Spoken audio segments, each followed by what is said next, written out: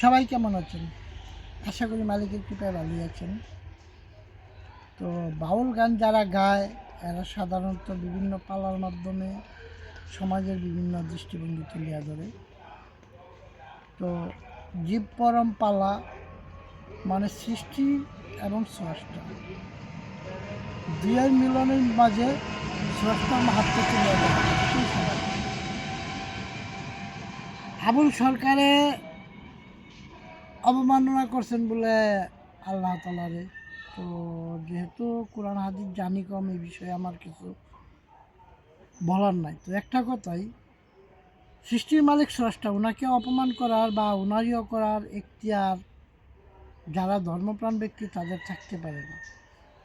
তো আবুল সরকার উনি ভুল কইরা করতে কিনা সঠিক জানি না, উনি ক্ষমা চাইতেছে, তারপরেও উনি জেলে।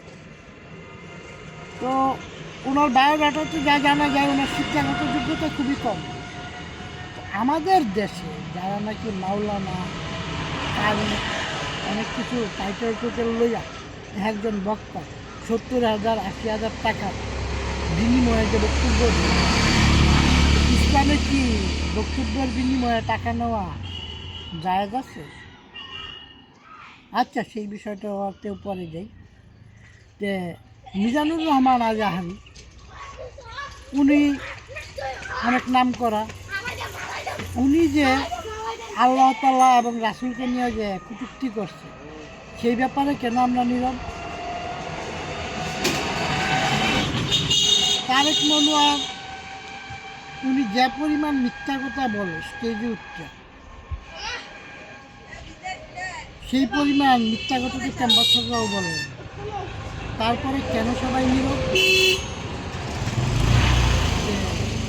হুজুররা বক্তব্য করতে উল্টা পোল্টা বললে এগুলা কি জায়েজ আছে? আর সাধারণ একটা লোক গানের ভিতরে ভুল করে ক্ষমা চাওয়ার পরেও তার জেলে যেতে হয়। আইন কি সবার জন্য সমান, নাকি একটু ট্যাবলেটের একটা প্রশ্ন থাকে না? শিক্ষিত ছাত্ররা মিল্লা এনসিপি গঠন করলেন, দেশে উন্নয়নের জোয়ারে ভাসাইতেছেন।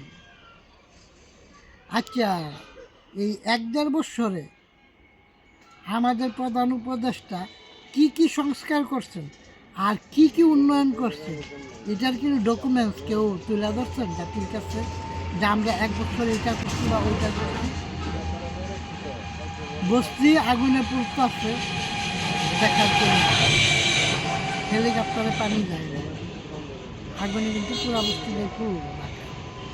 যাই হোক, এত এত গার্মেন্টস শিল্প বন্ধ হইতেছে, চট্টগ্রামে দেখা যাচ্ছে ঝামেলা হচ্ছে। তো শিক্ষিত স্টুডেন্টে যারা কোটা না মেধা যে আন্দোলন যারা করছেন, তাদের কাছে এখন একটা প্রশ্ন, আপনারা কি এখন মেধায় কেউ কোনো জায়গায় গেছেন নাকি কোটায়? এই জাতি কবে সোচ্চার হইল? জাতির বিবেকের কাছে একটাই প্রশ্ন, শিক্ষিত তো হইতেছি আমরা সবাই, মানুষসমূহ কবে? সরি, আমরা সবাই শিক্ষিত হইতেছে, আমি ছাড়া, কারণ আমি তো আবার সিগারেট বিড়ি খাই, অশিক্ষিত মানুষ। তো শিক্ষিত তো সবাই হইতেছে, এই জাতি মানুষ হইব কবে? ধর্ম অবমাননার জন্য মাজার ভাঙ্গা হয়, ধর্ম অবমাননার জন্য বাউলদের উপর অত্যাচার হয়, একটা কিছু হইলে খালি বলা হয়েছে ইসলাম অবমাননা হয়েছে। ইসলাম অবমাননা, রাসূলের কটূক্তি, এইগুলো হয়ে যে এত ভাঙ্গাভাঙ্গি হইতেছে, এত এত বাচ্চা শিশু যে বলৎকার হইতেছে, এটার বিরুদ্ধে তৌহিদি জনতা কেন বলেন না? নাকি ফুয়া ফুন্দানি জায়েজ আছে? যদি কোরআনের কোনো জায়গায় ফুয়া ফুন্দানি জায়েজ থাকে তো আপনারা সেটা বলেন, তাও তো মানুষ একটা কিছু বুঝতে পারে। এই জাতি কবে সোচ্চার হইব? আজকে তুমি নীরব, সত্য কথা বলো না, তোমার ক্ষতি হবে বলে। কালকে তোমার উপর অন্যায় হলেও মানুষ নীরব থাকবে, তাদের ক্ষতি হবে বলে। কথার মানে বুঝলে বুঝপাতা, না বুঝলে তেজপাতা। সবাই ভালো থাকেন, মালিক সবাইকে ভালো রাখুক।